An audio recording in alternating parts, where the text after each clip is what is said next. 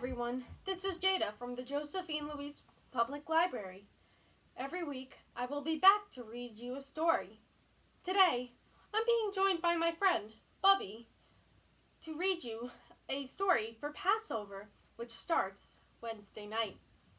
I'm going to be reading The Matzo Ball Boy by Lisa Schulman and illustrated by Roseanne Litzinger and published by Puffin Books. Once upon a time, there was an old grandmother, a Bubby, who lived all alone. She lived in a tiny cottage at the edge of a small village in a far-off country whose name sounded like a sneeze. Her children were grown, with children of their own. But could they be bothered to visit their mother? Not that she was complaining, but she couldn't help feeling lonely. Soon Passover would be here, and there was no one to come to her Seder, the holiday dinner. No one to help retell the Passover story. No one to eat her sweet apple and walnut haroset and sip her delicious matzo ball soup.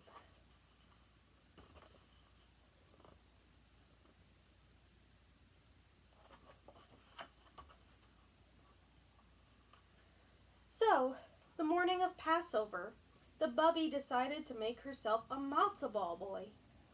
A friendly face in her soup was better than nothing, she thought. She mixed matzo meal with eggs, oil, salt, and water. From the dough, she shaped a soft little body and a round matzo ball head.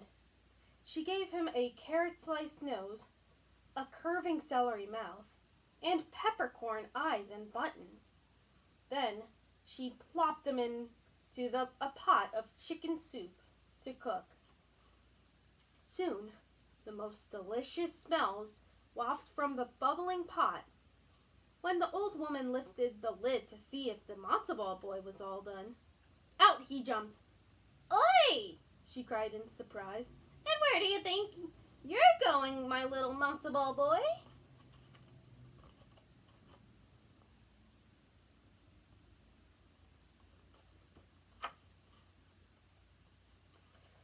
The matzo ball boy puffed out his soft little chest.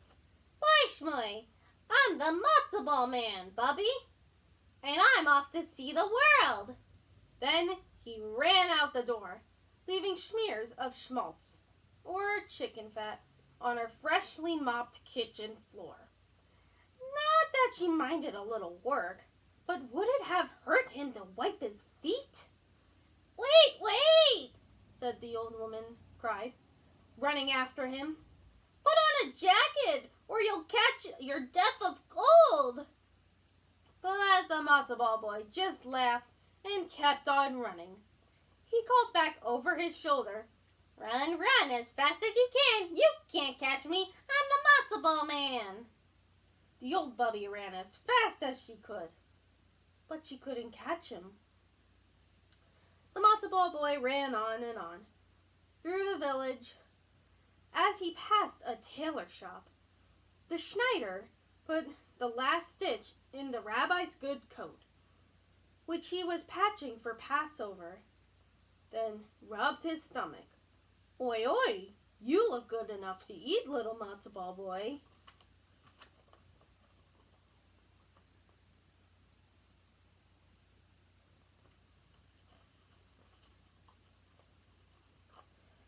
But the matzo ball boy just laughed and kept on running. He called back over his shoulder, "I've run away from my Bubby, and I can run away from you too. So run, run as fast as you can. You can't catch me. I'm the matzo ball man." The Schneider and the old Bubby ran as fast as they could, but they couldn't catch him. The matzo ball boy ran on and on. Soon he passed the Yenta, the village gossip, and her 10 children coming home from the market with apples, nuts, and bitter herbs for their Seder. The Yenta dropped her baskets and cried, "Oi, oi! You look good enough to eat, little matzo ball boy."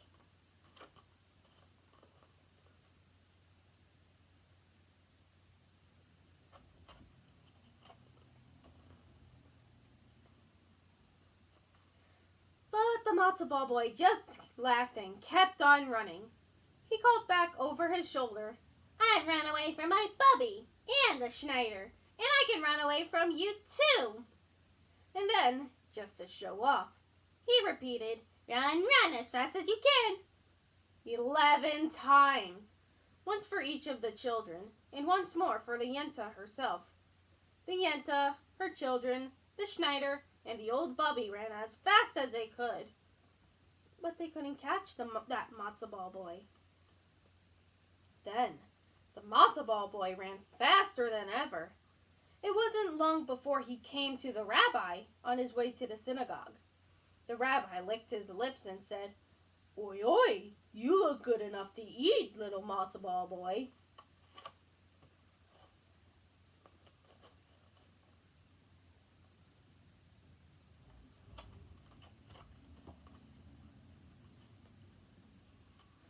But the Matzo Ball Boy just laughed and kept on running. He called back over his shoulder, "I've run away from my Bubby, the Schneider, the Yenta and her children, and I can run away from you too.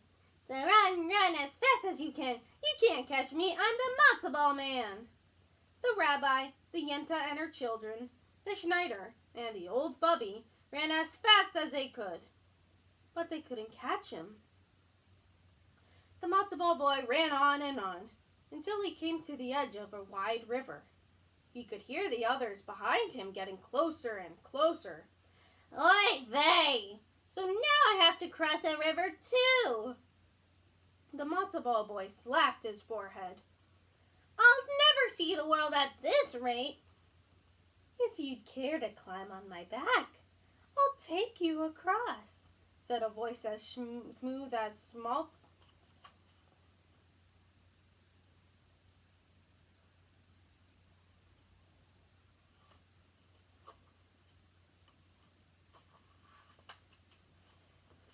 The Matzo Ball Boy turned to find a hungry fox grinning at him. "Ha! You must think I'm a real schmeal," said the Matzo Ball Boy. "Do you think I don't know that old trick? First, you get me on your back, then onto your head, then onto your nose, and then I'm nothing more than a nosh for you. Feh!" The fox smiled a toothy grin. "I can hear the others even closer now. Do you plan to wait here for them?" "Not on your life, boy chick." The Matzo Ball Boy laughed. "For someone who came from a pot of hot soup, this river will be a refreshing change. I'm not made of gingerbread, you know. Me, I'm going for a swim." And with that, the Matzo Ball Boy jumped into the river and began swimming across. The fox jumped in too, but after only a few strokes, he saw he would never catch up with the quick Matzo Ball Boy. He turned back, grumbling about cold food.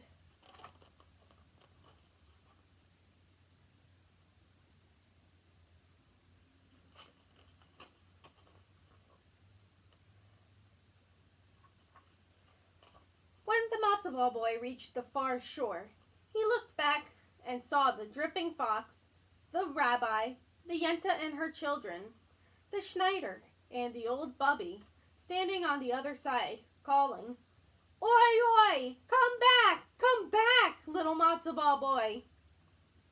But the Matzo Ball Boy just laughed and called, "Swim, swim as fast as you can! You can't catch me! I'm the Matzo Ball Man!" And since none of the others could swim, except for the fox who pretended he no longer cared, they turned away and began the long walk back to town. The old Bubby was the last to leave. "So go! Have a good time," she called. "Not that I'm complaining, but is this the thanks I get for bringing you from a bit of dough?"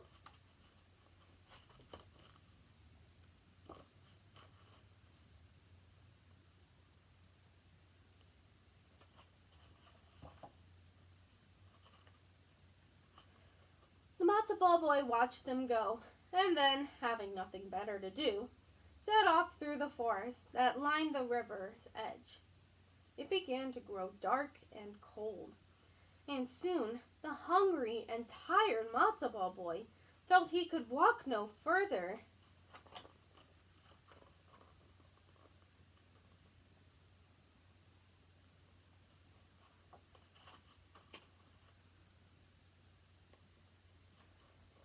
Just then, he came upon a poor man dressed in rags. The Matzo Ball Boy was about to run away when the man said kindly, "Oi, oi, you need something good to eat, little Matzo Ball Boy." The Matzo Ball Boy nodded tiredly. "I've run away from my bubby, the Schneider, the Yenta and her children, the rabbi, and a fox, and I could run away from you too if I wanted. Of course, I wouldn't refuse an offer of a good meal and a soft bed." The Matzo Ball Boy looked expectantly at the man. "No one should be alone and hungry on Passover," said the man. "Come home with me. Our food is simple and our cottage is small, but you are welcome to join our meal." So the Matzo Ball Boy followed the poor man through the forest until they came to a tiny cottage, hardly bigger than a shack.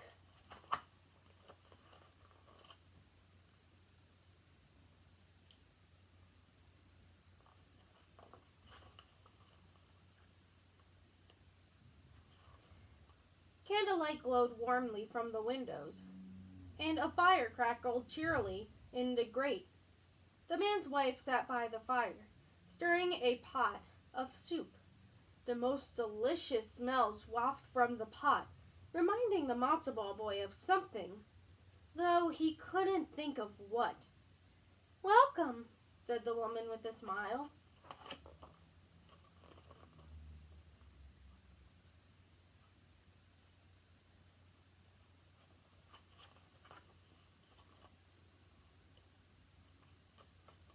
Come in," said the man.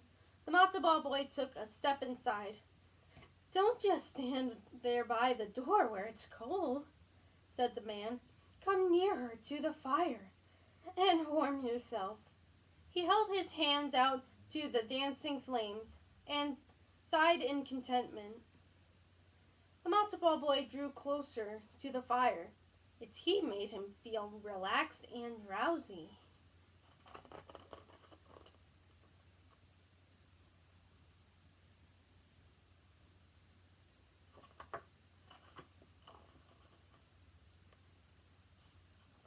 "The soup will be ready soon," said the woman. She tasted a spoonful, then shook her head in disappointment. "It seems a bit thin tonight. I can't tell what else it needs. Can you?" She held out the spoon to the Matzo Ball Boy, who took it and leaned over to the pot to scoop up a taste, and then...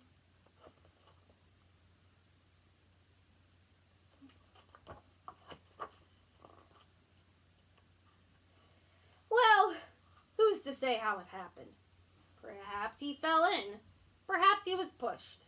All we know is that the poor man and his hungry wife had a delicious meal of matzo ball soup that night.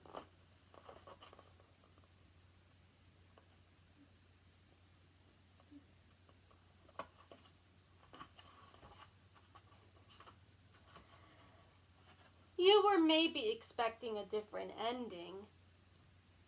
The end. I would love to know what books you are reading. Let me know in the comments below. Thank you for joining me on my Matzo Ball Boy adventure.